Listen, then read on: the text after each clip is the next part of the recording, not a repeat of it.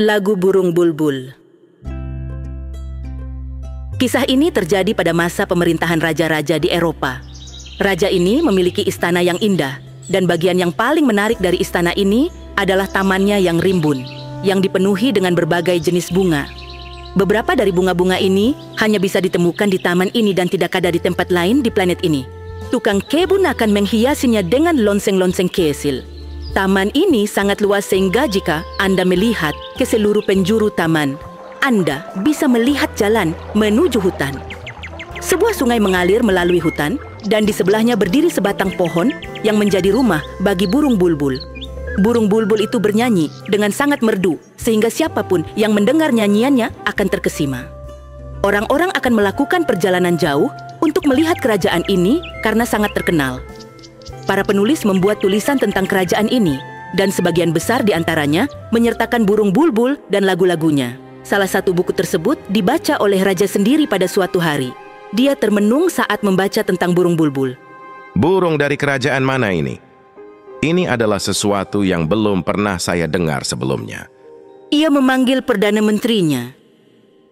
Apa sebenarnya yang saya baca, Pak Menteri? Di negara kita, ada seekor burung bernama burung bulbul yang bernyanyi dengan begitu indahnya sehingga dianggap sebagai makhluk paling indah di seluruh dunia. Kenapa kita tidak pernah mendengarnya sebelumnya? Saya belum pernah mendengar tentang burung seperti itu, Yang Mulia. Carilah dan mintalah untuk tampil di hadapan saya di pengadilan malam ini. Yang Mulia, sangat masuk akal bahwa para penulis menciptakan burung itu sebagai makhluk ciptaan pikiran mereka dan tidak ada burung seperti itu pada kenyataannya. Tidak. Buku ini dikirim kepada saya oleh Raja India. Tidak ada yang salah dalam teks ini. Aku ingin mendengar burung bulbul bernyanyi. Bawakan padaku malam ini juga atau seluruh kerajaan akan dihukum.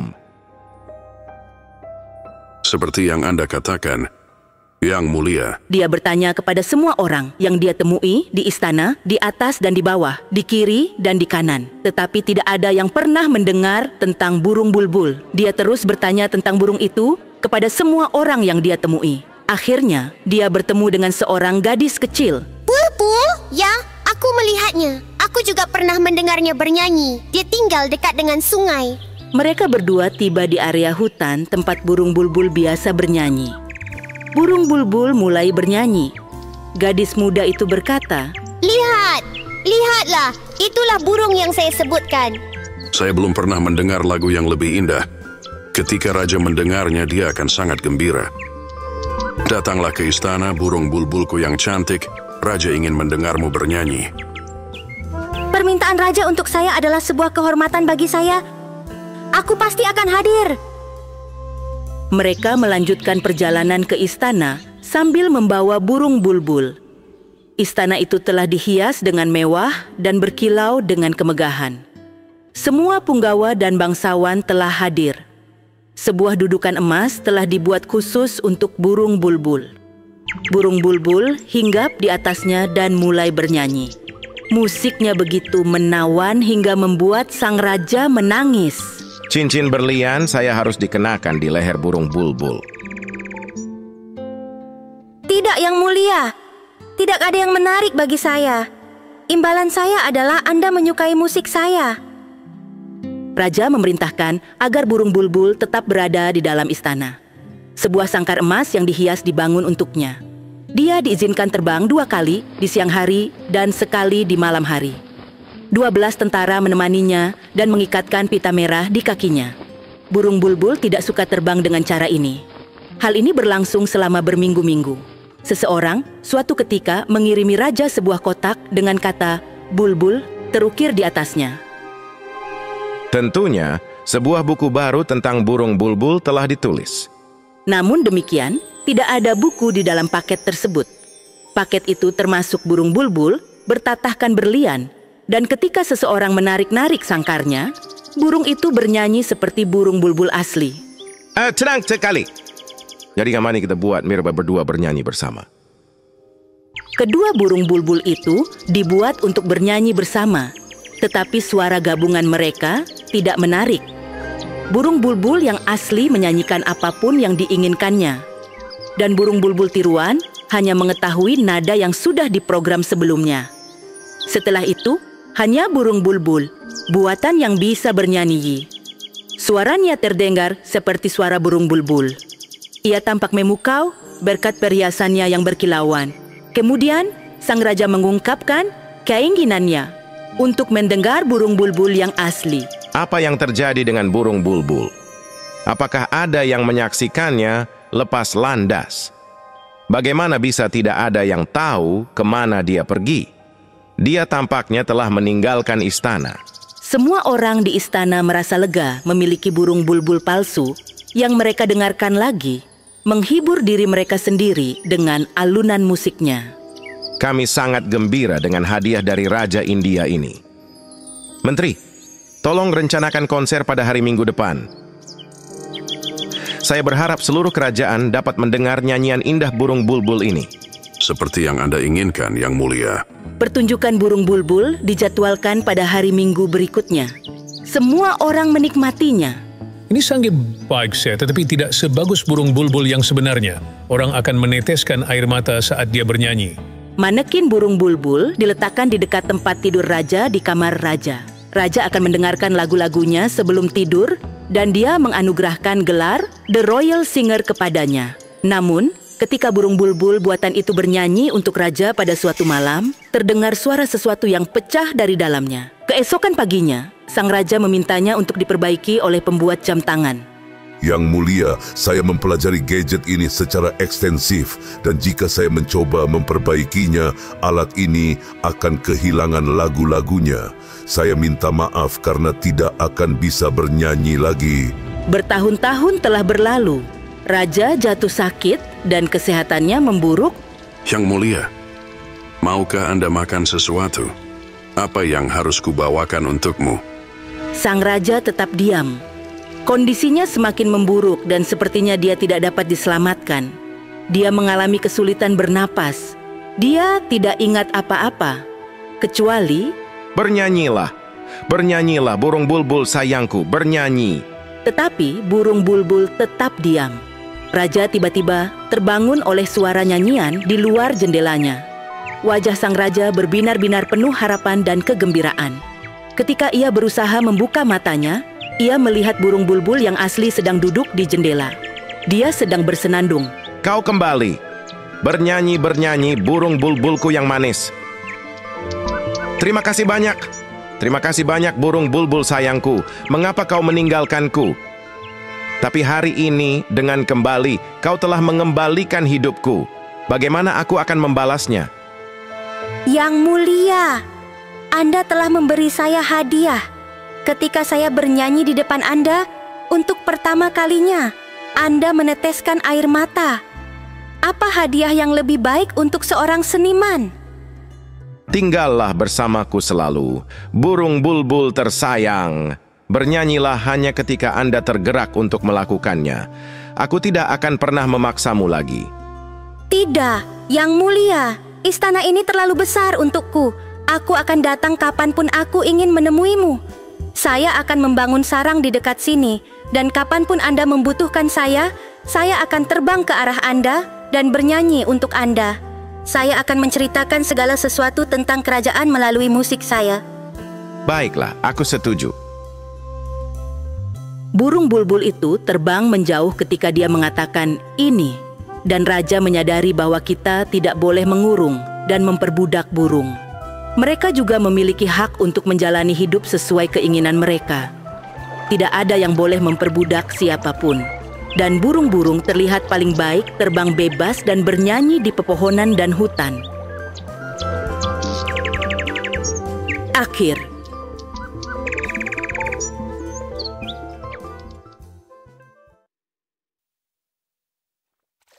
Wajah ajaib.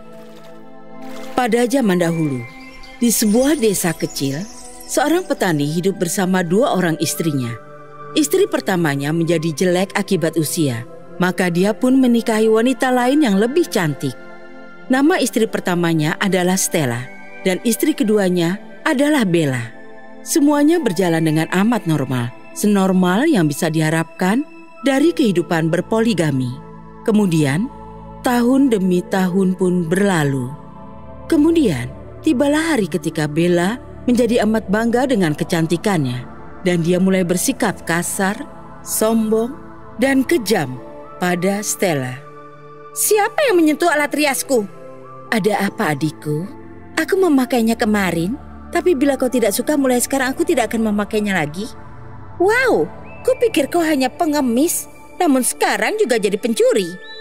2 tetes air mata mengalir di pipi Stella. Kenapa kau mengejekku, Bella? Aku bukan pengemis, dan aku lebih tua darimu. Bagaimana bisa kau berkata seperti itu padaku? Bella pun marah dan berkata, Apa yang kau bilang? Kenapa aku bisa begitu? Sekarang lihat saja apa yang bisa kulakukan.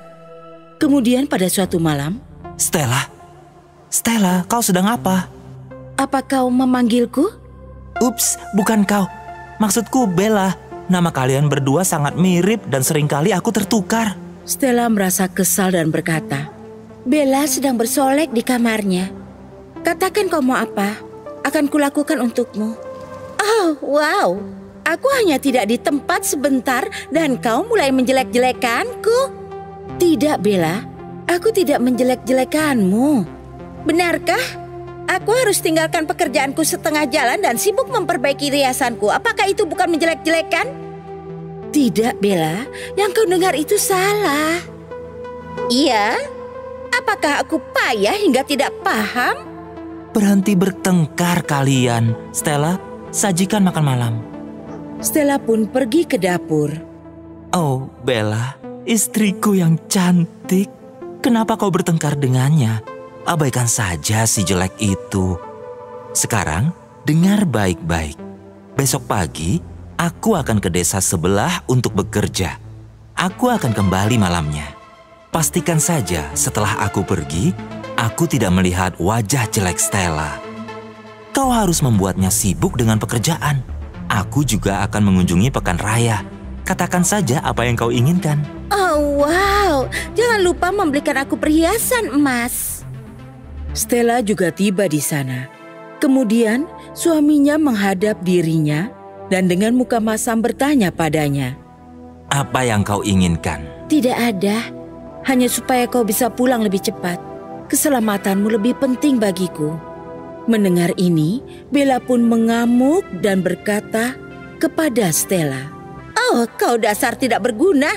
Berhenti mencampuri urusan orang lain dan lakukan pekerjaanmu dengan baik. Aku mau semuanya selesai malam ini. Baik, Bella. Stella merasa tidak enak dan dia pun pergi untuk bekerja. Ketika bekerja, dia pun berkata dalam hati, akan lebih baik bagiku untuk meninggalkan rumah ini secepatnya. Ya, tidak ada lagi yang peduli padaku. Jadi kenapa aku harus tinggal di sini? Namun kemana aku harus pergi? Aku tidak punya siapa-siapa lagi selain suamiku di dunia ini. Namun aku merasa sesak di sini. Aku harus pergi ke hutan dan tinggal di sana hingga sisa umurku. Setidaknya setelah itu, tidak ada lagi yang merasa terganggu olehku. Dan di sana pun tidak akan ada lagi yang mencelaku. Pada malam itu juga, Stella meninggalkan rumah dan menuju ke hutan. Dia berjalan hingga matahari terbit. Lalu, di tengah hutan, dia melihat sebuah pohon tua. Di sekitar pohon itu, dia melihat setumpuk daun tua. Dan dia berkata, Oh, begitu banyak sampah di dekat pohon ini. Aku harus membersihkannya supaya pohon ini bisa bernapas dengan lega. Kemudian dia membersihkannya dengan cepat. Siapa kau, anakku? Aku Stella. Aku baru saja pergi dari rumah suamiku. Tidak apa-apa, anakku. Kau harus pergi ke arah sini. Mungkin penderitaanmu akan berakhir.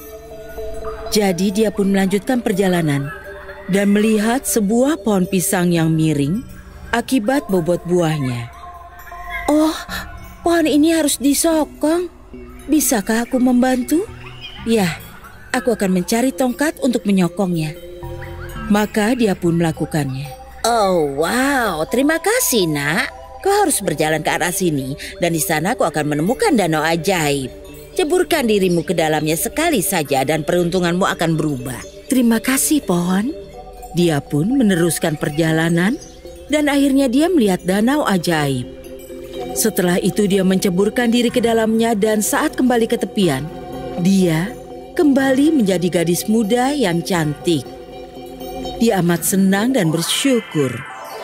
Maka dia pun kembali pada si pohon pisang. Kau baik hati dan sopan. Karena itu kau pantas mendapatkan ini. Patahkan salah satu batangku dan setiap kali kau merasa lapar, cabang ini akan memberikanmu makanan yang kau inginkan. Sekarang kembalilah ke rumahmu dan hiduplah dengan berbahagia. Terima kasih, pohon. Kemudian begitu dia melewati si pohon tua, dia menghentikannya dan berkata, Anakku, kau adalah orang yang berhati mulia dan kau layak mendapatkan panci ajaib ini. Ambillah, dan setiap kali kau masukkan tanganmu ke dalamnya dan menginginkannya, perhiasan berharga dan pakaian bagus akan muncul. Sekarang pergilah dan hiduplah dengan bahagia. Lalu, begitu Stella kembali ke rumah dan Bella melihat semuanya, dia pun berkata, Dari mana kau bisa dapatkan semua ini dan bagaimana kau bisa menjadi muda dan cantik?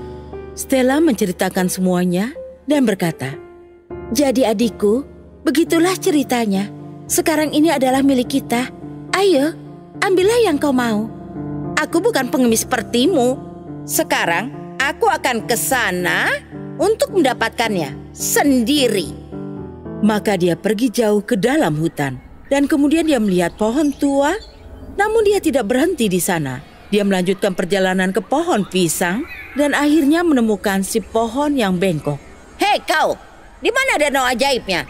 Akan kukatakan padamu, namun pertama-tama bantu aku. Batangku bisa patah bila kau tidak menolongku. Itu bukan masalahku. Katakan di mana danau ajaibnya atau aku sendiri yang akan mematahkanmu. Maka dia pun meneruskan perjalanan ke arah yang ditunjukkan dan menemukan danau ajaib. Kemudian mencebur ke dalamnya dan dia menjadi lebih cantik daripada sebelumnya. Namun kemudian dia menjadi serakah dan berkata, Bila sekali mencebur membuatku secantik ini, apa yang akan terjadi bila aku masuk untuk kedua kalinya? Maka dia pun kembali mencebur ke danau dan kali ini dia menjadi amat jelek di luar bayangannya. Dan karena takut dia mencebur beberapa kali lagi. Setiap kali dia menjadi semakin jelek dan tua lebih dari sebelumnya. Dan akhirnya dia menjadi seperti berusia 100 tahun. Dan akhirnya mati karena tenggelam. Lalu begitu si suami pulang, dia melihat Stella dan melihat Bella tidak ada lagi di sana. Dia pun amat senang bahwa Bella telah tidak ada. Mereka pun hidup bahagia selamanya. Selesai. Ratu yang tak sabaran. Pada suatu ketika, di sebuah kerajaan yang jauh, Raja Robert hidup bersama istrinya tersayang Ratu Maria. Robert dicintai oleh seluruh kerajaan karena baik hati, tetapi istrinya sangat dibenci karena ia sangat tidak sabaran. Kau terlalu lama mengepang rambutku. Maafkan aku yang mulia, tapi gaya rambut ini sangat sulit dilakukan. Berani sekali kau bicara padaku seperti itu. Cepat tinggalkan istana ini. Oh Maria, kenapa kau begitu? Dia sudah berusaha. Ia tidak cukup cepat. Kau harus sabar sayang. Dalam waktu sesaat, ketidaksabaran ratu akan menghancurkan kedamaian dan raja yang malang dengan segera akan mencoba memperbaiki masalah yang ia timbulkan. Ini Maria, aku punya sesuatu yang sangat kau suka. Bunga lili, kesukaanku, berikan padaku sekarang. Raja Robert bertanya-tanya bagaimana cara membuat istrinya mengerti untuk bersabar. Suatu hari, raja sedang berada di halaman istana memikirkan Maria. Aku tidak mengerti. Dulu dia sangat baik dan ramah sebelum menikah denganku. Lalu Raja Robert menyadari ada sesuatu yang mengambang di sungai. Apa itu? Seorang bayi? Dari mana datangnya? Oh, malang sekali. Ayo kita bawa ke rumah. Astaga, di mana Robert? Sudah lama ia tidak terlihat. Maria, lihat, aku temukan seorang bayi mengapung di sungai. Seorang bayi? Tapi bagaimana dia bisa ada di sana? Lihat, ada sebuah catatan. Kepada siapa saja yang menemukan bayiku, tolong rawat ia dengan baik. Raja dan ratu merasa bingung, namun menerima tanggung jawab dan pemberian bayi yang berharga. Raja sangat menyukai bayi itu dan memutuskan untuk membawanya ke istana. Kau akan diberi nama Diana. Diana adalah anak yang hangat dan penyayang. Dan setelah beberapa tahun, ia tumbuh menjadi gadis yang cantik. Ada sebuah mahkota ajaib istimewa yang tersimpan di istana, tapi tidak pernah bersinar selama beberapa tahun. Suatu hari, Diana pergi berkeliling ke seluruh istana. Menyusuri banyak ruangan, ia mendatangi menara terlarang. Wow, tempat ini tinggi sekali. Oh, pintu besar apa ini? Ia mendekati dan mendorong pintu yang misterius. Oh, ini berat sekali. Mengapa ada sebuah mahkota di sini? Saat ia berjalan mendekat, mahkota tiba-tiba mulai bersinar. Sebaiknya aku beritahu ayah dan ibu tentang ini. Diana, ayah sudah bilang agar menjauh dari sana. Tapi ada sebuah mahkota di sana dan mahkotanya bersinar. Bersinar? Bersinar? Oh, kalau begitu ayah ikut senang untukmu. Aku tidak mengerti. Akan ayah jelaskan jika kau sudah dewasa. Sementara raja merasa senang, ratu merasa marah akan mahkota itu. Malam itu, ia pergi menyelinap keluar istana dan pergi menemui seorang penyihir yang ia kenal. Jangan khawatir, yang harus kau lakukan adalah memasangkan cincin ini pada jari suamimu. Sihir di dalamnya akan membuatnya membenci Diana. Maria mengangguk, lalu segera meninggalkan tempat itu. Esoknya, ia memasangkan cincin itu di jari sang raja. Keesokan harinya, saat mereka terbangun, Ayah, ibu, aku membuat kue untuk kalian. Raja Robert melirik pada Diana, lalu meringis. Sihirnya mulai bekerja. Diana. Oh, maafkan aku. Aku hanya ingin kau mencicipi kue yang kupanggang. Ini terlalu asin. Apa? Tidak, ini rasanya manis bagiku. Sihir yang ada pada cincin membuat rasa manis pada kue menjadi terasa tidak enak bagi raja. Dan itu berlanjut melukai persahabatan mereka. Pada suatu hari yang sepi, Diana pergi mengunjungi ruangan di mana terdapat mahkota legenda di dalamnya. Ini mahkota yang sangat cantik. Seperti apa ya kalau aku memakainya? Aku hanya bisa dipakai oleh orang-orang yang pantas. Siapa kau? Aku adalah mahkota legendaris. Tanyakan apa saja yang ingin kau tahu. Oh, ya, baik. Ada satu hal yang ingin ku tahu. Mengapa orang tuaku bersikap sangat aneh akhir-akhir ini? Mahkota itu mengatakan semuanya pada Diana tentang cincin sihir. Jadi ayahku tidak membenciku. Itu hanya mantra. Tapi ibuku... Tidak, bukan ibumu yang menginginkan mahkota, tapi sang penyihir. Ibumu wanita yang tidak sabar, tapi dia masih wanita yang sangat baik. Mahkota mengatakan pada Diana bahwa penyihir ingin menguasai kerajaan lewat kekuatannya. Tapi itu terlalu berbahaya baginya. Maka ia mencoba mengendalikannya lewat Maria. Tapi bagaimana cara kita mematahkan mantra dari ibu? Ratu harus mematahkannya sendiri dengan belajar bersabar. Diana mendapat sebuah ide. Ibuku sangat menyukai bunga lili. Mungkin jika ia belajar cara menanamnya dan sabar merawatnya, mantranya akan patah. Tapi bagaimana cara mendapatkannya? Tanyakan padaku dan kau akan mendapatkannya lewat sihirku. Dengan menggunakan sihir mahkota, Diana membuat sebuah taman bunga lili berwarna pink yang cantik. Tapi tak lama kemudian, Ratu meminta tukang kebun untuk merawatnya. Oh tidak, seharusnya bukan itu yang terjadi. Lalu saat Maria sedang mengunjungi kebun, ia merasa sangat marah melihat beberapa bunganya layu. Ia berteriak pada tukang kebun, "Kalau kau tak bisa merawat bunga lili, aku yang akan melakukannya." Diana merasa sangat senang karena Ratu sekarang setiap hari terlihat bekerja di kebun. Maria senang melihat bunga-bunga lili itu terlihat sangat kuat. sehingga ia tidak marah lagi. Bersabar merawat bunga-bunga, mengubahnya menjadi sabar terhadap orang lain juga. Diana menyadari perubahan pada Maria. Dan suatu hari ia mengatakan padanya, Ibu, apakah bunga-bunganya belum mekar? "Belum, tapi aku merasa senang selama mereka sehat. Mereka akan mekar pada waktunya." Lalu Ratu jatuh pingsan. Mantranya patah. Dan saat Ratu terbangun, ia dalam kondisi baik-baik saja. Hal pertama yang ia lakukan adalah melepaskan cincin dari jari suaminya. Raja pun ingat apa yang terjadi beberapa hari sebelumnya. Kenapa aku bersikap seperti itu pada Dianaku tersayang? Aku punya sesuatu untuk ibu. Diana mengangkat mahkota dan meletakkannya di kepala sang ratu.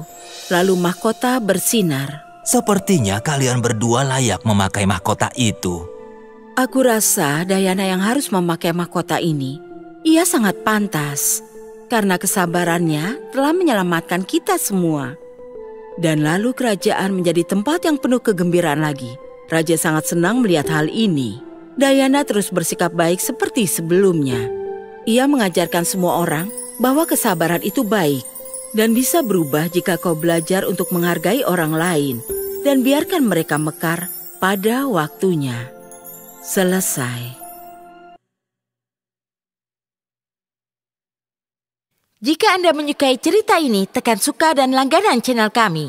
Tekan tombol like on untuk mendapat informasi terbaru dan jangan lupa untuk berkomentar. Pollyanna.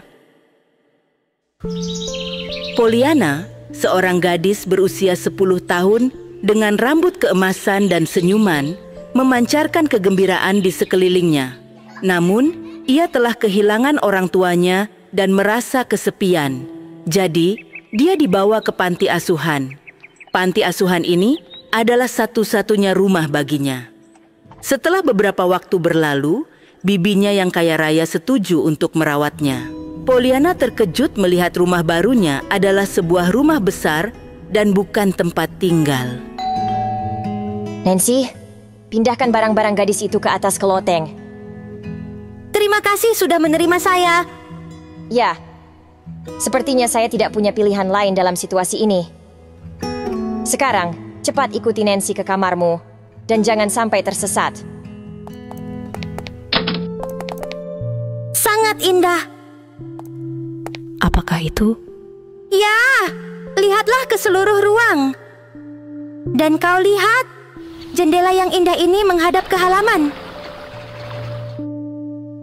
Bibi memberi saya kamar terindah di rumah.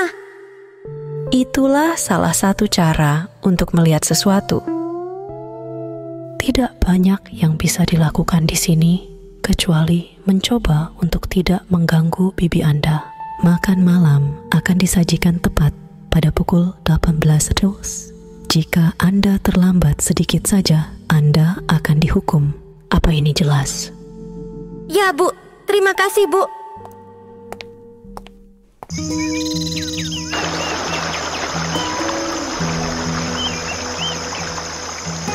Betapa indahnya rumah yang saya miliki.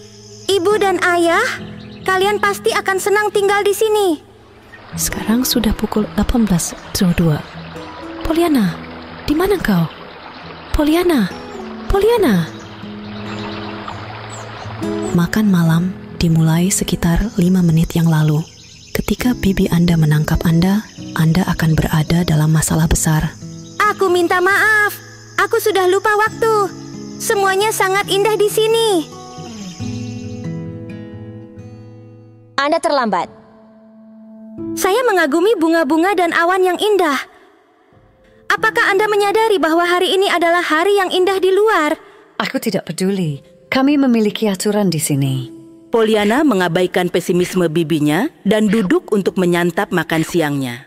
Pollyanna menikmati setiap potongannya, tetapi bibinya terlalu kesal untuk makan. Dia membawanya ke kamar tidur loteng dan menguncinya di dalam. Tinggallah di sini sampai besok pagi. Luangkan waktu untuk mempelajari etiket yang tepat. Bibinya menutup pintu, meninggalkan Pollyanna di tempat tidurnya. Pollyanna pertama kali merasa kesal. Oh, Ibu. Oh, Ayah. Aku sangat merindukan kalian. Bibi tidak memahami seberapa banyak yang harus diberikan dunia. Dia hanya melihat bagian terburuk. Aku berharap kau ada di sini untuk membantuku. Pollyanna melihat dan beranjak untuk mengintip keluar. Itu adalah malam yang indah.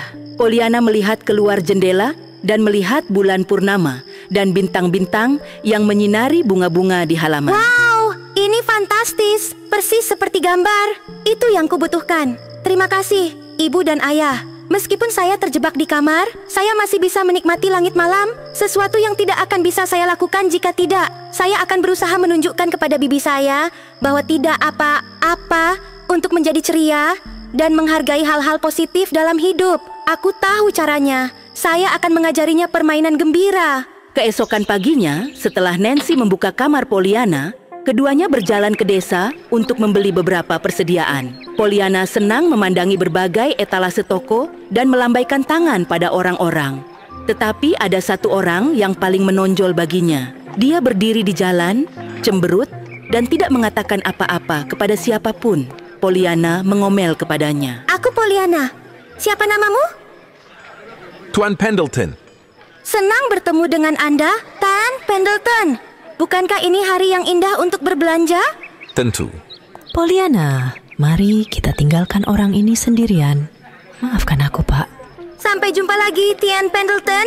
Mereka pun melanjutkan perjalanan untuk berbelanja. Pollyanna bertemu dengan Jimmy, seorang anak kecil, di luar toko mainan. Dia menawarkan diri untuk membiarkan Pollyanna bermain dengan bolanya, dan mereka pun segera berteman. Pollyanna bertemu dengan seekor anak kucing kecil di jalan saat berjalan pulang bersama Nancy.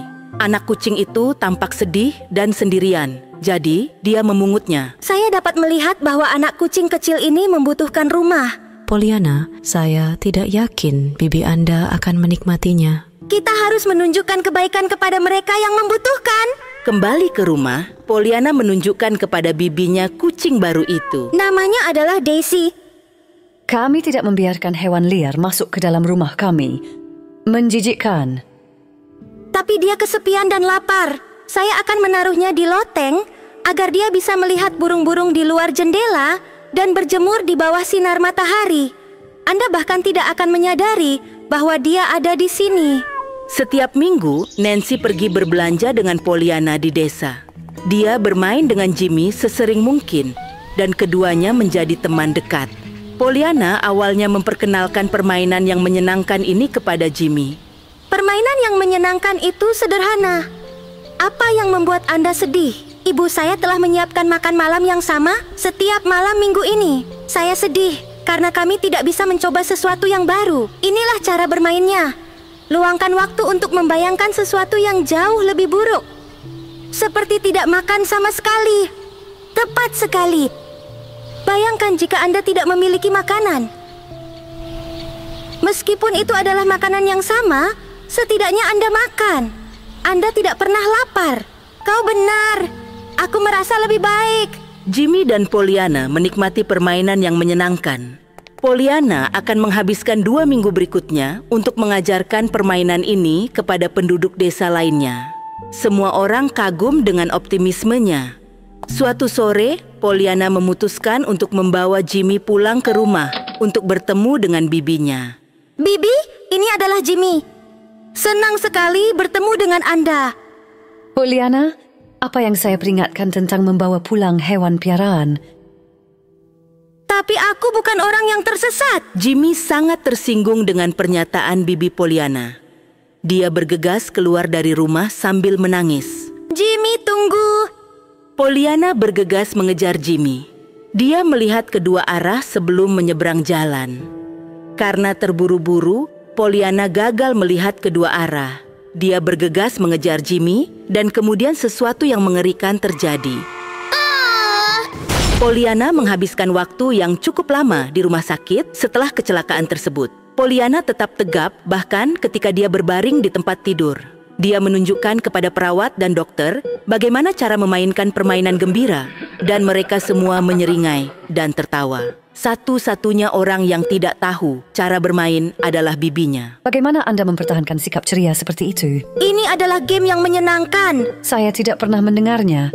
Saya dapat mengajari Anda. Tien Pendleton telah mendengar tentang cedera yang dialami Pollyanna dan datang ke rumah sakit sesegera mungkin. Selama 2 minggu berikutnya, dia akan duduk di samping tempat tidur Pollyanna, di samping bibinya dan Nancy. Dia dan Pollyanna mengobrol tentang segala hal dan berteman baik. Suatu hari, dia menceritakan sebuah rahasia kepada Pollyanna. Saya pernah mengenal ibumu. Sungguh? Ya, saya dapat melihat begitu banyak hal tentang dirinya dalam diri Anda. Luar biasa.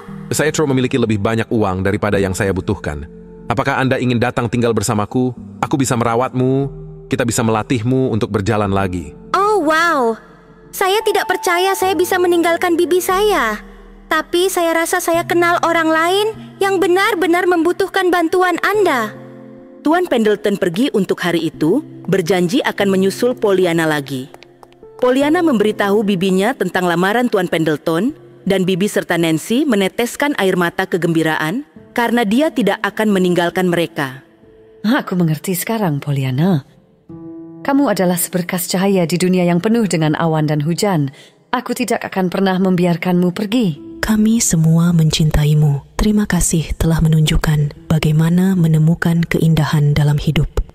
Yang kami habiskan bersama Anda. Tien Pendleton menggunakan uangnya untuk membayar dokter profesional untuk membantu Pollyanna berjalan kembali. Setelah berbulan-bulan berlatih, Pollyanna pulang ke rumah bersama bibinya dan Nancy. Tien Pendleton bertemu dengan Jimmy dan, karena Pollyanna, memutuskan untuk mempekerjakannya sebagai asisten. Jimmy belajar banyak dari Tien Pendleton dan mampu memberikan lebih banyak uang untuk keluarganya.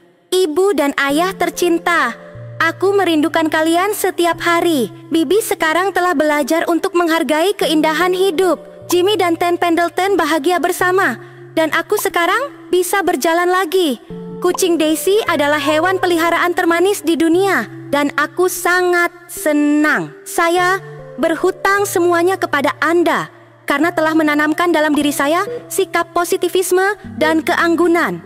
Jika saya tidak kehilangan kemampuan saya untuk berjalan, saya tidak akan menyadari betapa besar berkahnya bisa bergerak secara mandiri. Dengan cinta yang tulus, putrimu Pollyanna. Akhir.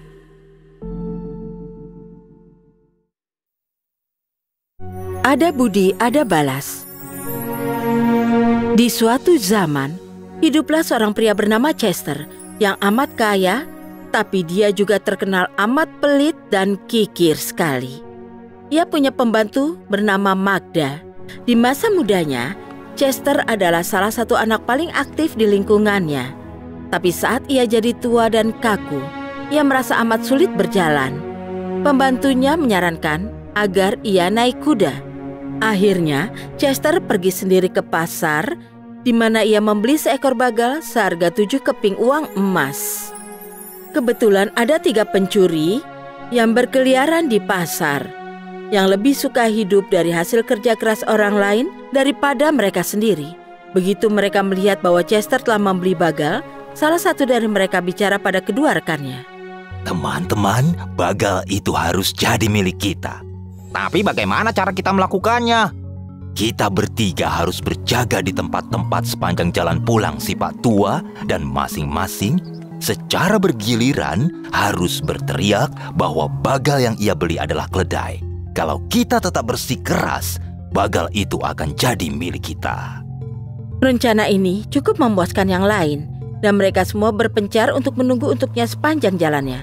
Saat Chester datang, si pencuri pertama berkata padanya, Tuhan memberkatimu, Bapak yang baik. Terima kasih untuk kesopananmu. Bapak dari mana? Dari pasar. Apa yang Bapak beli dari sana? Bagal ini. Bagal yang mana? Yang kutunggangi ini. Bapak serius atau bercanda? Apa maksudmu? Karena kelihatannya bagiku Bapak mendapatkan keledai, bukan bagal. Keledai? Tidak mungkin. Dan tanpa bicara lagi, ia terus menunggang.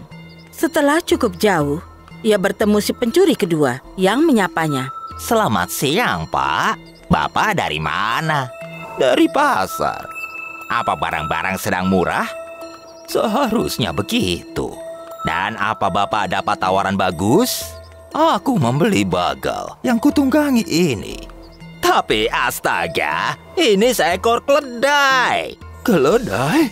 Kalau ada orang lain yang berkata begitu padaku, aku harus meninggalkan hewan hina ini. Dan ia melanjutkan perjalanannya dan segera bertemu si pencuri ketiga yang berkata padanya, Tuhan memberkatimu, Pak. Apa Bapak baru dari pasar? Iya, benar. Dan apa ada tawaran murah yang dari sana? Aku membeli bagal yang kutunggangi ini. Bagal? Bapak pasti tidak serius. Apa Bapak berusaha membodohiku? Ya, aku serius. Untuk apa aku bercanda tentang bagalku? Sobatku yang malang, tidak bisakah kau membedakan antara bagal dan keledai? Kau adalah orang ketiga dalam 2 jam terakhir yang telah memberitahuku hal yang sama, tapi aku tidak percaya. Dan sambil turun dari bagalnya, ia bicara. Ambil saja hewan itu, aku malu sudah ditipu di pasar. Si pencuri cerdik mengambil hewan itu dan menungganginya untuk bergabung dengan teman-temannya. Sementara Chester meneruskan perjalanan dengan jalan kaki. Begitu si pria tua sampai di rumah, ia memberitahu pembantunya bahwa ia telah membeli keledai sambil mengira itu adalah bagal. Dan seluruh ceritanya sampai akhir.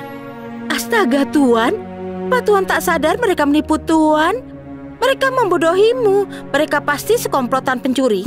Baiklah. Aku akan memberi mereka pelajaran. Lalu, Chester membeli 2 kambing kembar identik, membayar mereka dengan amat murah, dan sambil membimbing mereka pulang, dia memberitahu Magda untuk menyiapkan masakan lezat, karena ia akan mengundang beberapa teman untuk makan malam. Ia menyuruh Magda untuk memanggang daging ham dan merebus 2 ayam, dan memanggang kue terbaik yang bisa ia buat.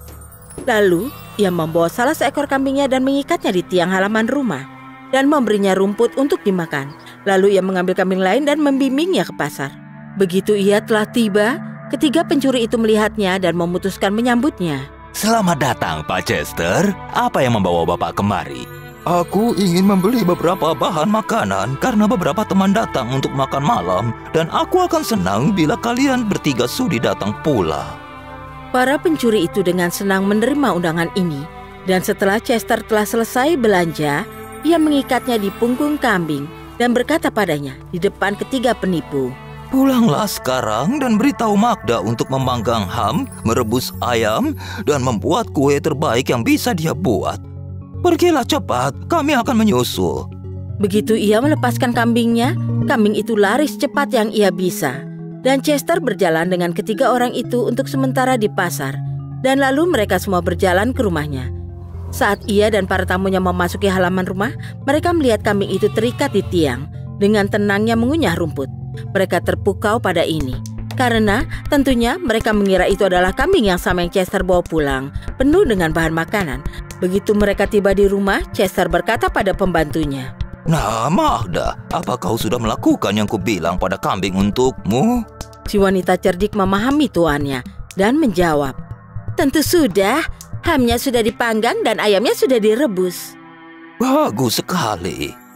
Saat ketiga penjahat itu melihat masakan-masakan daging itu dan kue dalam oven dan mendengar kata-kata Magda, mereka takjub dan mulai berunding bagaimana mereka bisa memiliki kambing itu. Akhirnya, menuju akhir makan malam, salah satu dari mereka berkata pada Chester, Tuan rumah, juallah kambing Bapak pada kami. Chester menjawab bahwa ia sangat tak ingin berpisah dengan hewan ajaib itu, karena uang sebanyak apapun tak akan bisa mengganti kehilangannya. Tapi, tetap saja bila mereka ingin, dia akan menyerahkannya seharga 50 keping uang emas. Para pencuri membayar 50 uang emas seketika, dan pergi dari rumah itu cukup gembira, membimbing si kambing bersama mereka. Saat mereka pulang, mereka bicara pada istri-istri mereka. Jangan masak makan malam besok sampai kami mengirim pembawa pesan pulang. Keesokan harinya, mereka pergi ke pasar dan membeli ayam. Dan setelah mereka mengemasnya di punggung si kambing ajaib, mereka memberitahukan masakan-masakan yang mereka ingin istri mereka buatkan. Sesaat setelah kambing itu dilepas, dia lari secepat yang dia bisa.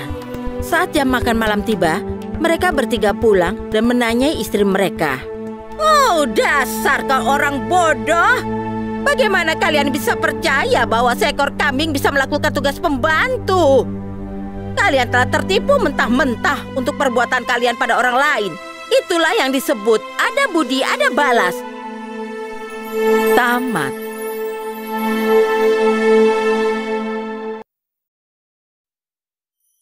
Si Rubah dan si Bangau. Suatu ketika, dua sahabat baik tapi aneh hidup di hutan. Nama-nama mereka adalah Pak Rubah dan Pak Bangau. Si Rubah sangat licik dan si Bangau tak begitu cerdas. Suatu hari, si Rubah mengundang si Bangau makan malam.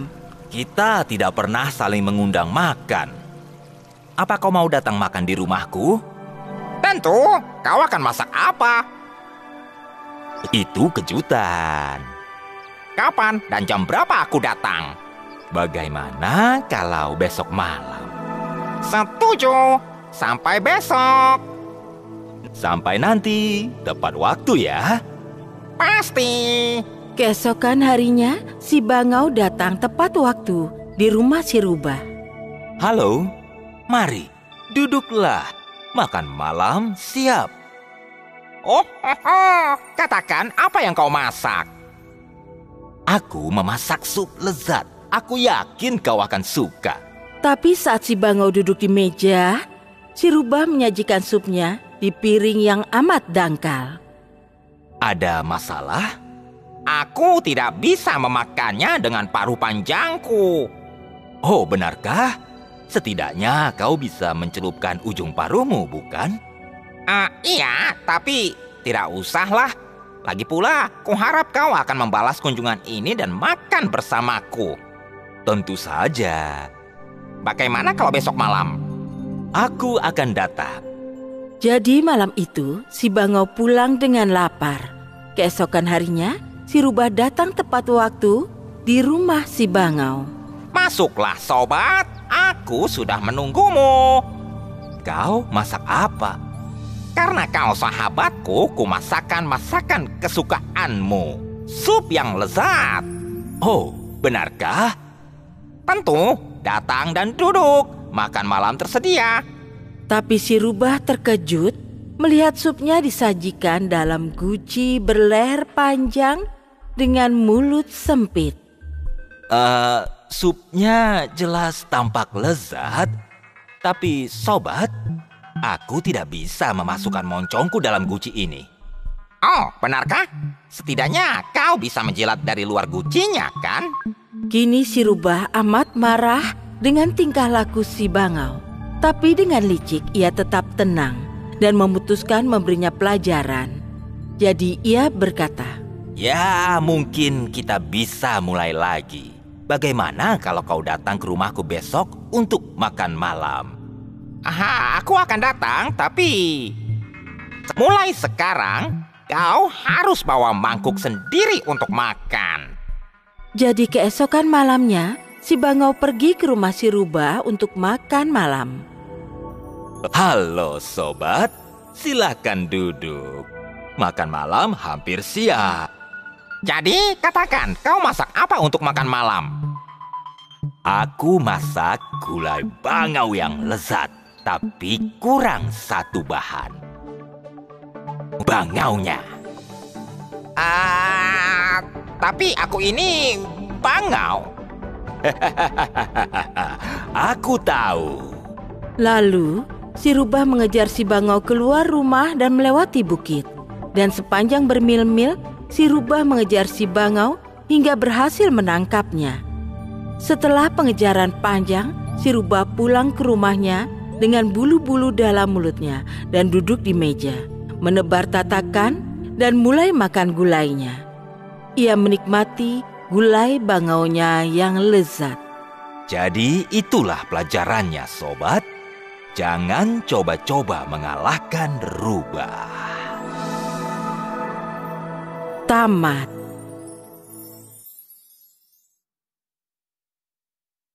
Jika Anda menyukai cerita ini, tekan suka dan langganan channel kami. Tekan tombol like on untuk mendapat informasi terbaru dan jangan lupa untuk berkomentar.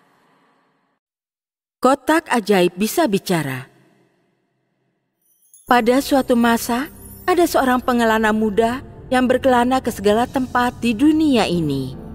Karena ia suka melihat beragam negeri. Suatu hari, saat ia sedang berjalan, ia memungut sebuah kotak. Ia membukanya dan si kotak ajaib bicara padanya. "Apa yang kau inginkan?" Ia amat ketakutan, tapi ia tidak membuang kotak itu.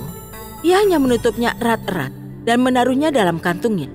Lalu ia terus saja berkelana makin jauh. Saat ia berjalan, ia bicara pada dirinya. Kalau dia berkata padaku lagi, apa yang kau inginkan, aku akan lebih tahu harus jawab apa kali ini. Jadi ia mengeluarkan kotak ajaib dan membukanya. Dan lagi-lagi ia bertanya, "Apa yang kau inginkan?" "Topiku penuh dengan emas." Segera, topi itu penuh uang logam emas. Jadi kini ia tidak butuh apa-apa. Jadi ia terus berjalan jauh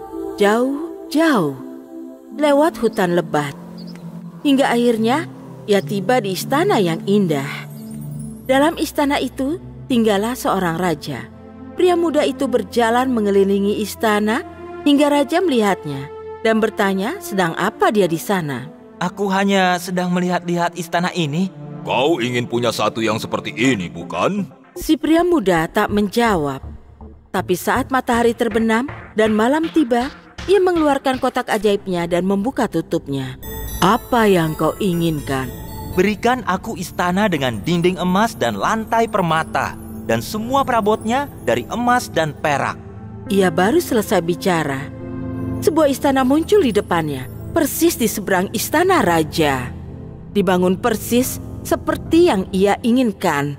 Saat raja bangun pagi, ia terpukau dengan istana hebat yang berkilau di bawah sinar matahari.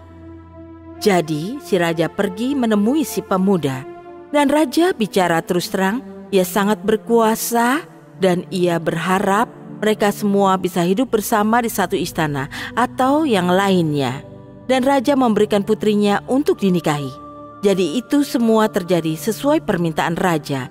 Si pria muda menikahi sang putri dan mereka hidup bahagia dalam istana emas.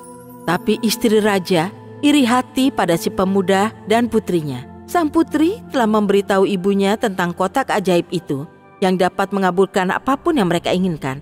Dan sang ratu menyuap satu pelayan untuk mencuri kotak ajaib. Si pelayan melihat hati-hati di mana itu ditaruh setiap malam dan menunggu saat yang tepat untuk mencurinya. Dan di malam gelap, karena seluruh dunia tertidur, si pelayan mencuri kotak itu dan membawanya ke majikan lamanya. Sang ratu membuka tutupnya dan si kotak bicara padanya. "Apa yang kau inginkan?" "Aku ingin kau membawaku, suamiku, pelayan-pelayanku dan istana baru yang indah itu dan taruh kami di tepi lain Laut Merah. Tapi tinggalkan saja putriku dan suaminya." Saat pasangan muda itu bangun tidur, mereka menemukan diri mereka sendiri kembali ke istana lama dan kotak ajaib itu hilang. Si pemuda langsung menunggang kudanya dan mengisi kantung-kantungnya dengan sebanyak mungkin uang emas. Ia mencari kotak ajaib ke semua negeri tetangga, satu demi satu, tapi sia-sia. Segera, ia kehabisan uang, tapi tetap saja ia maju terus, secepat kudanya bisa berlari. Seseorang memberitahunya bahwa ia harus meminta nasihat si monster, karena si monster telah menjelajah jauh dan mungkin bisa memberitahunya sesuatu. Jadi ia pergi jauh dan mencari negeri si monster.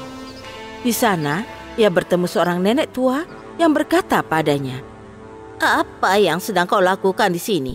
Anakku makan tiap makhluk hidup yang ia lihat. Kalau kau pandai, kau akan lari dan tidak kembali lagi."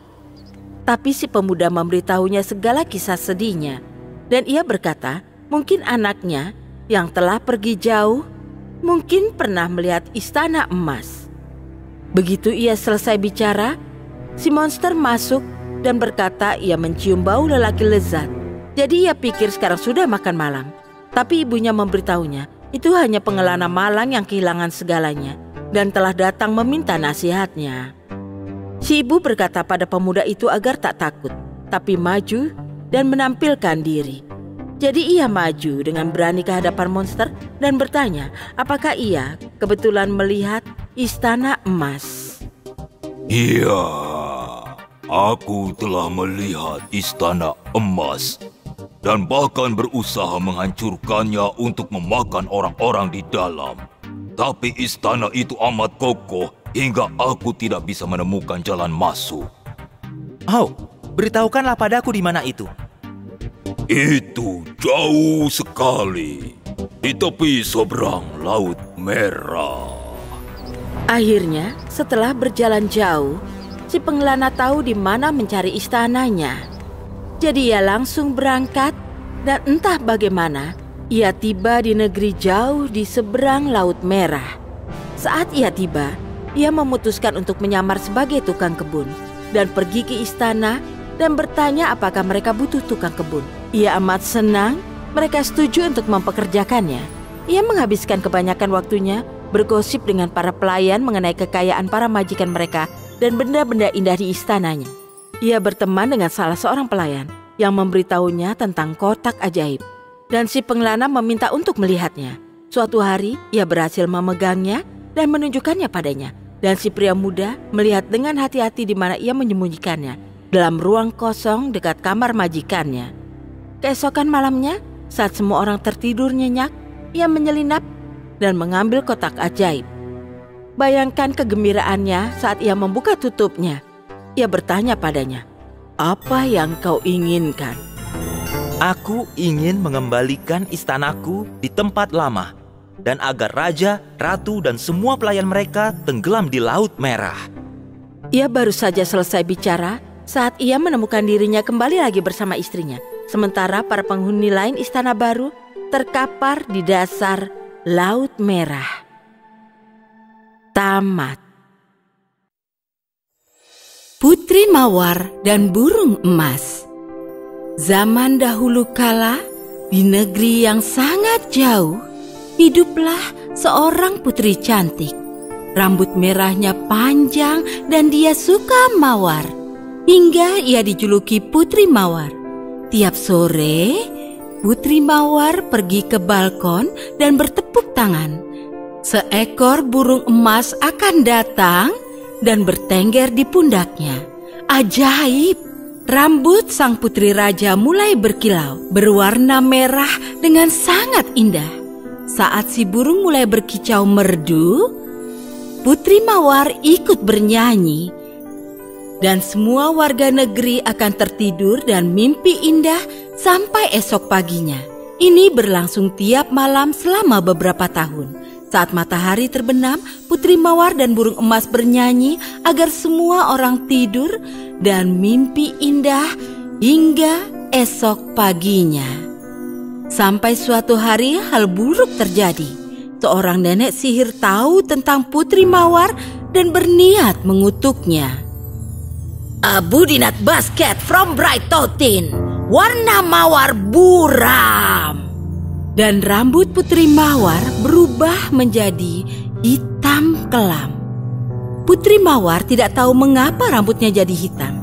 Tapi seperti biasa, ia pergi ke balkon dan bertepuk tangan. Tapi kali ini, saat si burung emas bertengger, rambut Mawar berpendar hitam, bukannya merah. Burung itu berkicau dan Putri Mawar bernyanyi. Namun saat rakyat negeri tidur, ternyata mereka semua bermimpi buruk. Keesokan harinya, Putri yang bersedih bertanya pada burung emas. "Katakan burung emas, bagaimana agar mimpi rakyat jadi indah lagi sampai pagi?" "Rambut hitam dalam air mawar," jawab si burung. Sang putri mengira ini nasihat yang aneh, tapi ia mematuhinya. Karena itu, burung ajaib yang bicara. Ia mengisi sebuah bak dengan air dan menaburkan kelopak mawar di atasnya. Lalu, ia mencelupkan rambutnya ke dalam air mawar dan rambut itu kembali jadi merah. Sore itu, saat burung itu bertengger di bahunya lagi, pendar merah rambutnya menerangi langit malam. Sang putri bernyanyi dan semua orang tidur dan mimpi indah sampai pagi hari. Si nenek sihir amat marah, kutukannya telah patah. Lalu ia memutuskan merapal sihir jahat lagi. Abudina basket from Brightotin, warna mawar buram. Dan rambut sang putri berubah hitam legam lagi. Namun kali ini, si nenek sihir terbang cepat dengan sapu dan mencuri semua mawar di seluruh negeri. Coba, apa kau bisa patahkan kutukanku? Seringainya marah. Sekali lagi, sang putri bertanya pada burung. Katakanlah burung emas, bagaimana aku bisa membuat mimpi rakyatku indah lagi? Rambut hitam dalam air mawar, kicau si burung. Tapi di mana aku mencari mawar? Rambut hitam dalam air mawar, kicau burung itu dan terbang pergi. Sang putri tak tahu harus bagaimana. Air mata khawatir menitik dari matanya. Dan satu tetes air mata jatuh di tanah di bawah balkon. Saat itu pula ada pangeran muda tampan kebetulan di bawah balkon. Ia mengeluarkan sebuah kotak kecil dan mengeluarkan seutas rambut merah dari dalamnya. Ia berlutut dan menaruh rambut itu di atas air mata sang putri. Keajaiban terjadi. Tiba-tiba rambut merah itu berubah menjadi mawar merah. Pangeran memetik mawar itu dan membawanya pada sang putri. Melihat mawar itu, ia menyeka air matanya dan memetik kelopaknya untuk dicampur di air. Lalu, ia mencelupkan rambutnya dan kutukan patah. Semua terpukau. Dan sang raja bertanya pada sang pangeran. Anak muda, di mana kau temukan rambut merah itu? Saat sang putri dan aku masih kecil, aku mengambil seutas rambutnya sebagai tanda kesetiaanku padanya. Dan dia juga mengambil seutas rambutku. Benar, ayah.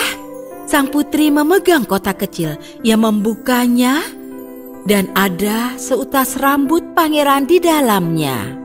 Semua orang gembira atas berita ini. Putri Mawar dan pangeran tahu mereka akan menikah. Jadi, dengan warna rambut yang tepat, pangeran melamar sang putri. Si penyihir tahu kutukannya patah lagi. Tapi ternyata niat jahatnya malah mendatangkan kebaikan. Hati jahatnya membengkak oleh kemarahan hingga ia meledak menjadi serpihan kecil. Mawar dari air mata putri terus tumbuh hingga kerajaan itu penuh mawar lagi sekarang. Karena itulah mawar berwarna merah seperti rambut putri mawar. Tiap malam sang pangeran dan putri akan bertemu di balkon dengan burung emas dan bernyanyi supaya semua orang tidur dan bermimpi indah sampai pagi. Tamat. Syarat-syarat Sang Maha Kuasa. Ribuan tahun silam, saat Tuhan Tunggal Maha Kuasa hidup di antara semua makhluk hidup, Ia belum menciptakan manusia. Kelinci adalah hewan paling cerdas saat itu. Suatu hari, kelinci mengunjungi Tuhan di istananya yang juga ada dalam hutan. Senang menyambutmu di istanaku. Apa yang bisa kubantu? Tuhan yang Maha Kuasa, Kau berkuasa atas setiap orang dan segala hal di hutan ini. Kau adalah Tuhan sejati. Aku punya permintaan. Permintaan apakah itu? Hanya satu hal. Kumohon jadikanlah aku cerdas dan bijak. Wah, wah, wah. Setiap orang ingin jadi kaya. Dan kau minta aku membuatmu lebih cerdas. Mengapa? Karena aku ingin jadi lebih cerdas daripada semua hewan di hutan ini. Baik. Tapi kau harus tunjukkan kemampuanmu padaku. Karena aku berpikir untuk menciptakan makhluk baru untuk memberi mereka kebijaksanaan dan kecerdasan. Kalau kau membuktikan padaku kau mampu, aku akan membatalkan rencanaku menciptakan manusia. Bagaimana? Aku akan lakukan sebisaku. Kalau kau bisa mengambilkanku 5 burung biru, 5 kupu-kupu putih, seekor lebah sebesar dirimu, maka aku akan melakukan sesuatu untukmu. Aku akan mendapatkannya. Aku tidak akan gagal. Di dalam hutan, Kelinci masuk kelihatan lelah. Ia duduk di tanah di tepi kolam. Semua jenis hewan masuk dan mulai minum air dari kolam itu. Lalu mereka pergi. 5 burung biru datang dan minum air dari kolam. Lalu mereka mulai bermain dan melompat. Hari ini aku akan tahu apa kemampuanku. Tidak mungkin. Mustahil. Itu tidak benar. Aku tidak percaya. Tidak, mereka tidak sebanyak itu. Kelima burung biru itu menghampirinya. Hai, kelinci, apa yang sedang kau bicarakan? Ada masalah apa? Tidak apa-apa. Itu hanya mustahil. Katakan, ada masalah apa? Seseorang memberitahuku bahwa kalian bisa datang bersamaku. Tapi aku tahu itu mustahil. Kalian pasti lelah. Apa kau bercanda? Kami tak pernah lelah. Kami selalu terbang jauh. Terbang tak melelahkan kami. Kami bisa pergi denganmu kemanapun kau pergi. 5 burung biru tertawa dan menari di sekitar si kelinci. Bagus. 5 kupu-kupu putih masuk dan mulai minum madu dari bunga-bunga dekat kolam. Wow, mereka kupu-kupu terindah yang pernah kulihat. Tapi tidak, kurasa mereka tidak bisa melakukannya. Itu pasti mustahil. Apa yang aku pikirkan? Kelima kupu-kupu putih menghampirinya. Hei kelinci, apa katamu? Ada masalah apa? Tidak ada. Itu hanya mustahil. Katakanlah, ada masalah apa? Seseorang memberitahuku kalian bisa ikut denganku. Tapi aku tahu itu mustahil. Kalian akan kelelahan di perjalanan. Apa kau bercanda? Kau tak serius kan? Kami tak pernah kelelahan. Kami selalu terbang jauh. Terbang tak membuat kami kelelahan. Kami bisa ikut denganmu kemanapun kau pergi. Kelima kupu-kupu putih tertawa dan menari di sekitar si kelinci. Bagus. Seekor lebah besar masuk dan minum madu dari bunga. Wah, lebah yang cantik. Tapi tidak. Kurasa dia tidak bisa melakukannya. Itu pasti mustahil. Aku pasti sudah gila. Si lebah menghampirinya. Hei, kelinci. Kau bicara apa? Ada apa? Tidak apa, hanya mustahil saja. Katakanlah, ada masalah apa? Seseorang memberitahuku bahwa kau bisa ikut denganku. Tapi aku tahu itu mustahil. Kau akan kelelahan di jalan. Apa kau bercanda? Tidak, aku tidak bisa. Aku tak pernah kelelahan. Aku selalu bepergian jauh. Sempurna. Ayo berangkat semua. Ya. Hei, tunggu.